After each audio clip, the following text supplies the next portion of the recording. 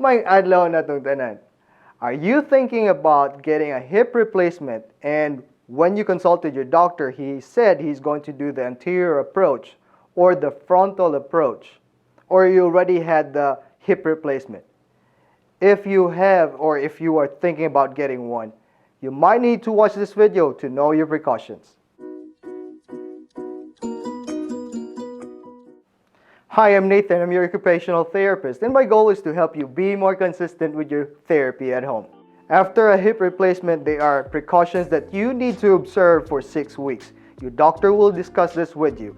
And as occupational therapists, we are going to help you remember and practice those precautions. These precautions are necessary that you observe so that you will heal properly and that you will avoid hip dislocation. There are 2 approaches that your surgeon will do your hip replacement. One approach will be from the posterior or from your back.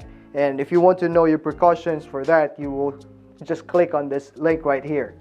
And in this video, we will be discussing the anterior approach, or the approach that is coming from the front and close to the side. So there are 3 precautions that you need to remember if you are going to get that hip replacement anterior approach or from the front side, okay? So the first one is going to be, do not externally rotate your leg, okay? That means your toes are going to point out like this, and your knee as well. This will cause your surgical side to open up, and it will also be at risk of hip dislocation, okay? So when this usually happens when your leg is planted, right? And then you turn the opposite direction, all right? So when you turn the opposite direction, that will open it up, right? So when you need to turn to the other side, you need to be stepping and take those small turns, and then you go, all right? So again, if your leg, the right leg is the one that you are having the hip replacement, or that you had your hip replacement, do not plant your leg when you need to turn to the opposite direction, all right? Take those small steps and then turn. Now, if your leg, the left leg is where you are going to get the hip replacement, and you need to turn to your right. Again, take those small turns. Do not leave that foot there and then turn. That is dangerous, okay? So again, take those small turns and then go, move, all right? So first one is not externally rotate your leg. Okay, so the second precaution that you need to remember is do not extend. That includes your back. Do not extend your back or lean backwards, or extend the leg that you had the hip replacement this way, all right? If you need to pick up something, now you can still bend down, but very slowly. Make sure you are still observing no external rotation of that leg that you had the hip replacement. Slowly, and then pick it up. Or just get you a reacher, okay? Do not extend your back or extend your leg. Usually, extending the leg or leaving the leg behind happens when you are getting in and out the bed, or getting in and out the car, all right? So getting in and out the bed, usually when you bring your good leg in, the bad leg is left in extension like this, right? So please do not leave your leg in getting in and out the bed. Make sure you are hooking your leg with a hip replacement, and then slowly bring it up and down from your bed. Or you can also use a leg lift or a belt. Loop a belt and then use it as a leg lift, okay? Okay, getting in and out the car. If your right leg is where you had your hip replacement, make sure when you open the door of your car, say for example, this is the car seat, right? When you open the door of your car, get close as possible. Bring that leg in. Now that leg is not extended. Do not leave it behind.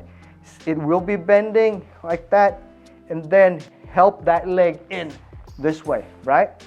Now if your leg that you had a hip replacement will be your left, you gotta turn towards that car seat, sit down, and then bring that leg in, okay? And the other leg. That is how you get in and out the car or the vehicle when you have the hip replacement anterior approach.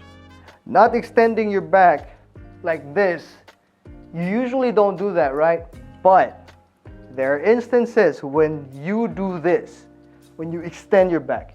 That is when you are on your bed and then you are laying on your belly. When you try to get up, or when you're reading something and you are laying on your belly, you're extending your back. Try to avoid that. Please do not do that anymore. Try to sleep on your back and not on your belly, okay? So, again, do not extend your back like this when you are laying on your bed or even standing up and trying to relieve some back pressure there or back pain. Please do not do this. Avoid that for now, okay?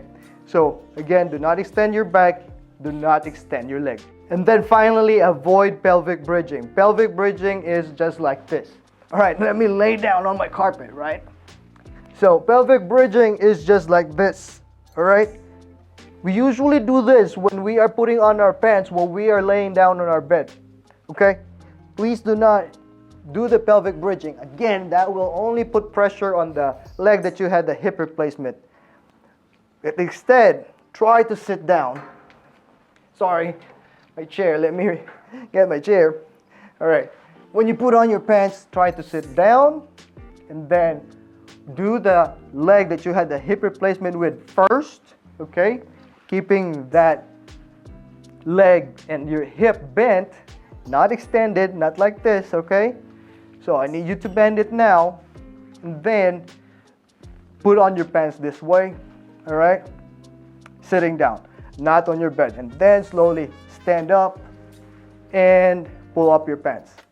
This time you can bend your hip less than 90 degrees, creating a less than 90 degree angle. We don't want to extend our back or extend our leg, all right? Again, do not bridge or do not do any bridging exercise or put on your pants while laying in bed. Try to put on your pants while sitting down, all right? So no pelvic bridging. All right, so those are the precautions that you need to remember when you have a hip replacement and your doctor did the anterior approach or the front approach. Please observe these precautions for 6 weeks in order for you to have a proper healing time and avoid hip dislocation. You don't want to go back to the hospital again, all right? So if you have any comments, suggestions, or any questions, just type it down below in the comment section. And if you find this video helpful, please give it a thumbs up or consider subscribing as well. And just remember, all right? Just remember, consistency is the key and never give up. Until next time, paalam!